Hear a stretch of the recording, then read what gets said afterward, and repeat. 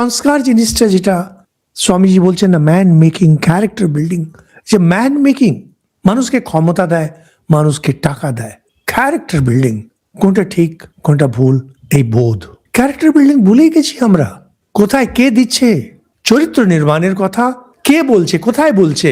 40, 45, 50 বছর বয়সে নাম অর্জন করে ধাক্কা যখন খায়, এই বাবাজি সেই বাবাজির কাছে যায়, সেখান থেকে তারা কিছু একটা বিচিত্র একটা কথা বললো, ব্যাস সেটাই খবর কাগজে বেরোচ্ছে। আর এটা তো বাচ্চা বয়স থেকে করতে হয়। সবাই খালি ক্যারিয়ার ক্যারিয়ার, টাকা টাকা, করুন কি করবেন।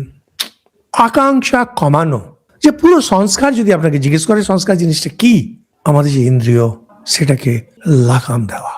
আরোহণ বই যারা পড়েছেন, গীতার উপরে যে আমার বই, freedom from senses, freedom of senses, ইন্দ্রিয়গুলোকে ছাড় দেওয়া, ইন্দ্রিয়গুলোকে ছেড়ে দিয়েছে, উন্মত্ত হয়ে দৌড়চ্ছে। এটাই সংসার, ইন্দ্রিয়কে টেনে ধরলো।